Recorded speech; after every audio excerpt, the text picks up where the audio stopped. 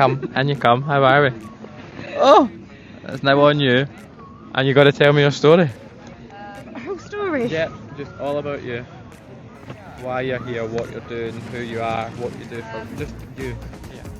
Oh, okay. Ah, hi. Thank goodness the sun's out. It wasn't like that an hour ago. No. Always rains once you take your raincoat off as well. My name's Billie-Sharp. We met yesterday. And it was lovely to meet you. I'm a graphic designer by trade. And I was just having a very lovely conversation about what I do actually, so it's all fresh in the brain. I help businesses, ethical businesses mainly, who care about the people-to-people connection, improve their website performance with inclusive optimization, which is snubbed by too many people as not important because they don't understand the correlation between accessibility and the technology that search engines are. So if you optimize your website inclusively, by default you are then optimizing it for the organic search. So dismissing that is just a mistake, unfortunate. But the other thing as well is that there's such a fear around search engine optimization as a phrase because there's so much scaremongering that goes on. Google wants this, it doesn't want that. It's a bit of a minefield. But in actual fact, my charity background, where websites had to be accessible, taught me that it's actually not that difficult. You know what you know, you don't know what you don't know. So if somebody can show you how simple it is to make your website accessible, then it's going to naturally perform better in search. For the people that want to find you, at the end of the day, a successful search is literally just somebody who types something into Google because that's what they want to find, and they find you because you matched what they searched for. But you matched it because of the content on your website was actually talking about that subject, not pretending to talk about that subject. That's what it counts if you're going to do something. Do what you say. Yeah, absolutely. So yeah, in simple terms, but and there's a difference between teaching people the difference between, or an understanding that you're dealing with bots and humans. And I think when it comes down to it, it's not a bot that makes a decision of whether they're going to buy your product or not, it's the human.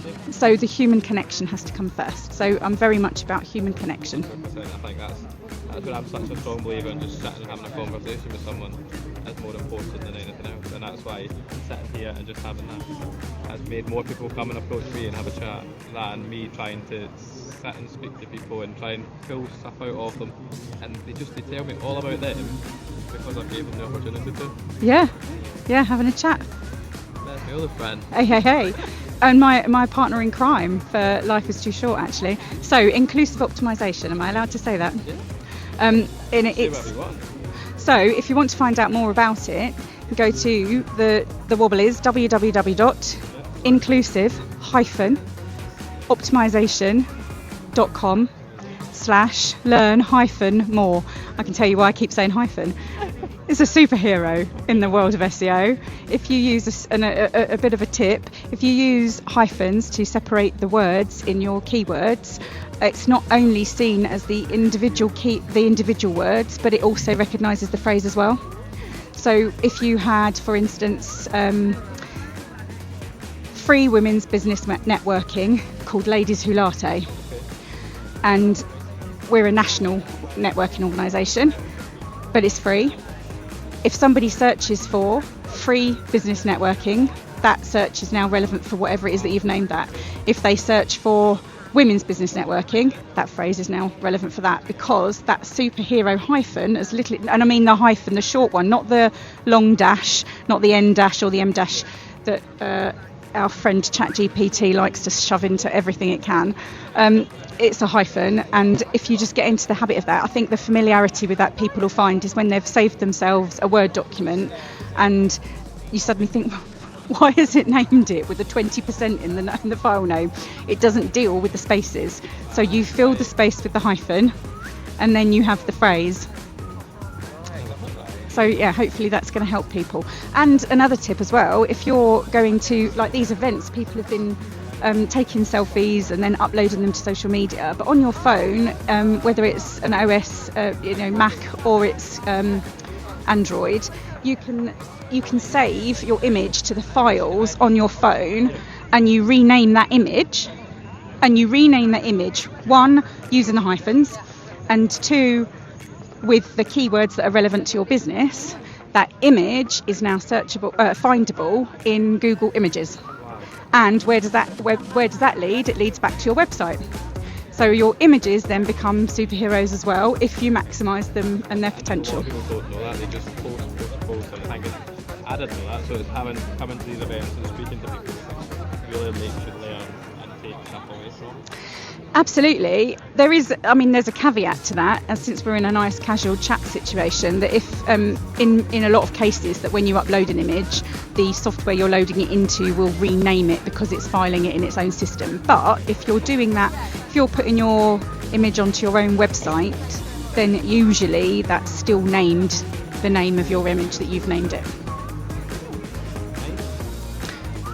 So has anyone actually asked you how you are and what you do? It's your turn then. Yeah. Oh, you tell me.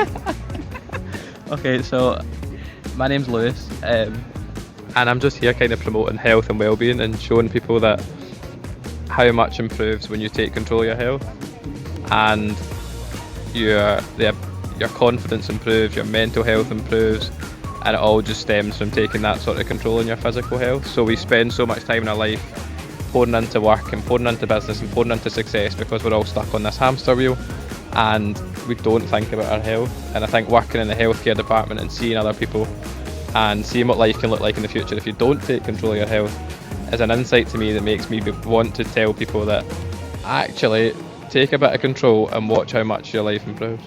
Yeah. And from a personal story of losing 8 stone and just becoming the person I am today, and my job's got better, my mental health has improved, my physical health is just through the roof now. It's just amazing, and speaking to people, it's just great.